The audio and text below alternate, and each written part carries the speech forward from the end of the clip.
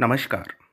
मैं डॉक्टर जगदीश नाइक, महाराष्ट्र से आप सभी का इस ऑडियो श्रृंखला में स्वागत है, जिसका नाम है भारत के महान वैज्ञानिक।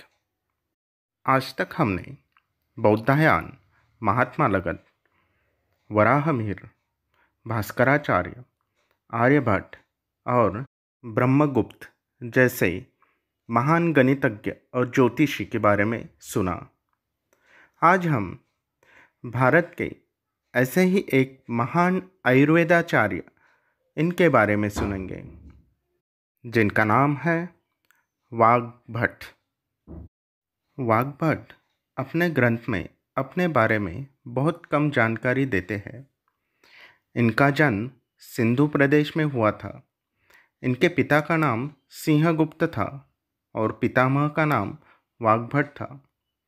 इनके गुरु अवलोकितेश्वर थे। वाग्भट बौद्ध धर्म के अनुयायी थे। इनके ग्रंथ में भगवान बुद्ध का उल्लेख कई स्थानों पर मिलता है। बौद्ध धर्म में भगवान बुद्ध को भेषज गुरु यानी वैद्य के गुरु मानने की परंपरा रही है। वाग्भट का जन्म ठीक किस साल हुआ, इसके बारे में कोई जानकारी नहीं मिलती है, पर इतना निश्चित है कि ये गुप्त काल के बाद में हुए। सभी बातों पर विचार करने पर यह पता चलता है कि वाग्भट ईस्वी सन 700 के आसपास जीवित थे। चरक और सुश्रुत की तरह ही आज वाग्भट के ग्रंथ भी बड़े प्रसिद्ध हैं। वाग्भट के लिखे हुए दो ग्रंथ हैं, अष्टांग संग्रह और अष्टांग हृदय। इनमें अष्टांग संग्रह बड़े महत्व का ग्रंथ है। इसी ग्रंथ के आधार पर बाद में पद्य में अष्टांग हृदय लिखा गया था। पिछले लगभग 1000 सालों में वाग्भट के ग्रंथों का हमारे देश में बड़ा प्रचार रहा। वैद्य लोग आज भी वाग्भट के ग्रंथों का इस्तेमाल करते हैं। एक कहावत है, वाग्भट के अष्टांग संग्रह का अच्छा ज्ञान हो तो पुराने ग्रंथ पढ़ना बेकार है, और अष्टांग संग्रह का ज्ञान न हो तो फिर पुराने ग्रंथ पढ़ने से कोई लाभ नहीं होगा। इसी बात को एक सुंदर संस्कृत श्लोक में कहा गया है, अष्टांग संग्रहे ज्ञाते वृत्ता पाक्रततंत्रयो श्रमा। अष्टांग संग्रहे अज्ञाते वृत्ता पाक्रततंत्रयो श्रमा। अष्टांग संग्रह ग्रंथ पद्य और गद्य में लिखा है। पुराने ज़माने में हमारे देश में चिकित्सा शास्त्र के 8 अंग माने गए थे। इसीलिए वाग्भट ने अपने ग्रंथ को यह नाम दिया। अष्टांग संग्रह ग्रंथ 6 पुस्तक और 150 अध्यायों में बांटा गया है। इस ग्रंथ के अध्ययन से पता चलता है कि उस समय हमारे देश में चिकित्सा की पद्धति कैसी थी। अष्टांग संग्रह की पहली पुस्तक में चिकित्सा शास्त्र की विधि के बारे में जानकारी दी गई है। इसमें बतलाया गया है कि विद्यार्थियों को चिकित्सा शास्त्र का अध्ययन किस प्रकार करना चाहिए। इसमें दिन और ऋतुओं के प्रभाव की जानकारी दी है, रोगों के कारण बतलाए गए हैं और नाना प्रकार की भोजन सामग्री तथा विषमय भोजन के लक्षण बतलाए गए हैं। विषमय भोजन के इलाज के बारे में बतलाया गया है और यह भी बतलाया है कि राजाओं को भोजन में किस प्रकार की सावधानी बरतनी चाहिए। इसी पुस्तक के औषधियों के गुणधर्म, वायु, पित्त और कफ की जानकारी और आँख के रोगों की इलाज बतलाए गए हैं। दूसरी पुस्तक में मानव शरीर रचना के बारे में जानकारी दी गई है। इसमें बताया गया है कि माँ के गर्भ में धीरे धीरे बालक का विकास कैसे होता है। इसमें गर्भवती स्त्री को होने वाले रोगों की भी जानकारी दी गई है। तीसरे पुस्तक में ज्वर, मधुमेह, चर्म रोग, स्नायु रोग आदि के लक्षण बतलाए गए हैं। अंतिम दो पुस्तकों में मुख्यतः बच्चों के रोगों की जानकारी दी गई है। इनमें पागलपन, लकवा तथा कान, नाक, मुंह आदि के रोगों इत्यादि के बारे में भी जानकारी दी है। इस प्रकार हम देखते हैं कि वाग्भट ने अपने इस ग्रंथ में सभी रोगों तथा उनके इलाजों के बारे में जानकारी दी है। वाग्भट का अष्टांग हृदय ग्रंथ उनके अपने अष्टांग संग्रह पर आधारित है। इसमें भी 6 पुस्तकें हैं, पर यह 120 अध्यायों में बांटा गया है। इसमें वाग्भट ने चरक, सुश्रुत, भेल, काश्यप, धन्वंतरी तथा अन्य अनेक पुराने चिकित्सकों के बारे में जानकारी दी है, पर यह ग्रंथ की मुख्यतः अष्टांग संग्रह के आधार पर ही लिखा गया है। इस ग्रंथ की विशेषता यह भी है कि इसमें वाग्भट ने सुश्रुत के आधार पर शल्य चिकित्सा का भी जानकारी दी है, पर इस ग्रंथ में अफीम, नाड़ी परीक्षा और रासायनिक उपचारों का वर्णन नहीं है। अष्टांग हृदय केवल पद्य में लिखा गया है। इस ग्रंथ का तिब्बती भाषा में भी अनुवाद हुआ था। इससे पता चलता है कि कुछ ही दिनों में वाग्भट की ख्याति देश विदेश में दूर दूर तक फैल गई थी। इस ग्रंथ के महत्व को इससे भी समझा जा सकता है कि बाद के वैद्यों ने इस पर करीब 30 टीकियाँ लिखी है।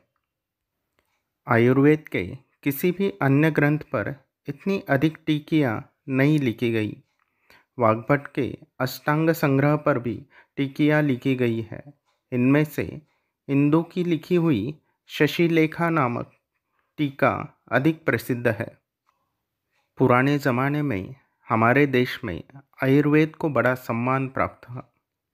वैद्यों की जिम्मेदारी के बारे में बड़े कड़े नियम थे। वाग्भट ने वैद्यों के कर्तव्यों के बारे में बड़ी अच्छी हिदायतें दी है। वे लिखते हैं, वैद्य को सबके साथ मित्रता रखनी चाहिए, रोगियों के प्रति दयाभाव रखना चाहिए, दुष्ट रोगी के प्रति भी मन में बदला लेने की भावना नहीं रखनी चाहिए। वैद्य को इन सदाचारों का हमेशा स्मरण रखना चाहिए। यह चिकित्सा शास्त्र साक्षात अमृत जैसा है। इसमें गंदे पात्र में रखा जाए तो यह भयंकर विष बन जाता है। जो वैद्य केवल पोथियों के पन्ने पलटकर चिकित्सा करते हैं, चिकित्सा शास्त्र का गहरा अध्ययन नहीं करते, वे यम की तरह होते हैं। ऐसे वैद्यों से दूर रहना ही अच्छा है। वाग्भट जिस समय पैदा हुए थे, वह काल भारत के इतिहास में महत्वपूर्ण था। ईसा की पहली शताब्दी से ही हमारे देश में ज्ञान विज्ञान की उन्नति शुरू हुई थी। उस समय स्वतंत्र चिंतन के लिए पूरी छूट थी। एक दूसरों का खंडन करने की भी स्वतंत्रता थी। इसलिए विज्ञान की उन्नति हुई थी। खंडन मंडन से ही विज्ञान आगे बढ़ता है। पर गुप्त काल के बाद स्वतंत्र चिंतन पर पाबंदी लगा दी। कहा जाने लगा कि पुराने ग्रंथों का ही सारी बातें सही है। इसलिए पुरानी बातों का खंडन करने की सहसा किसी की हिम्मत नहीं होती थी। उसी समय यह भी कहा जाने लगा कि पुराना ज़माना सतयुग का था और यह ज़माना कलयुग का है। वाग्भट ने यद्यपि पुरानी आयुर्वेद परंपरा को ही आगे बढ़ाया था, फिर भी वाग्भट को कलयुग का चिकित्सक कहा गया। पुरानी बातों को बिल्कुल सही मानने की परंपरा को रूढ़िवादिता कहते हैं।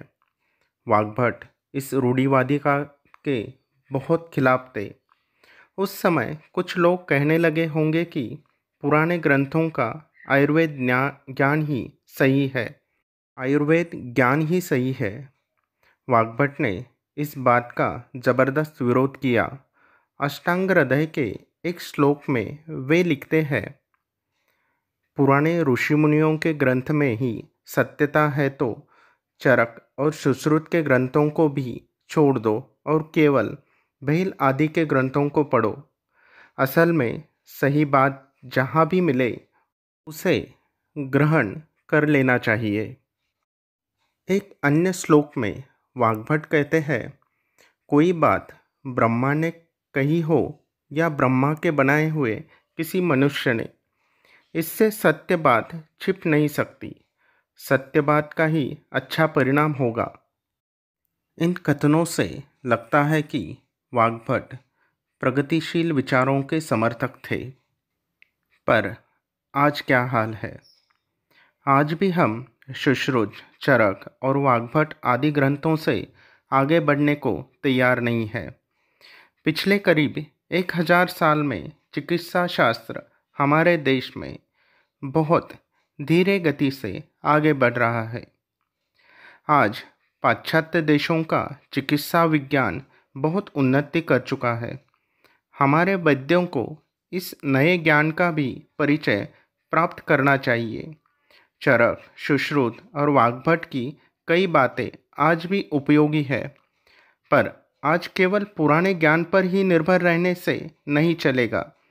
आज यदि वाग्भट जीवित होते तो वे भी कहते कि रूढ़ितावादिता को छोड़कर नए ज्ञान के प्रकाश में आयुर्वेद शास्त्र को आगे बढ़ाना जरूरी है।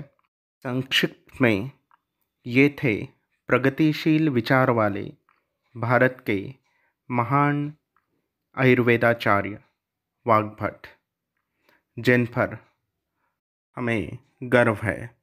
जय हिंद।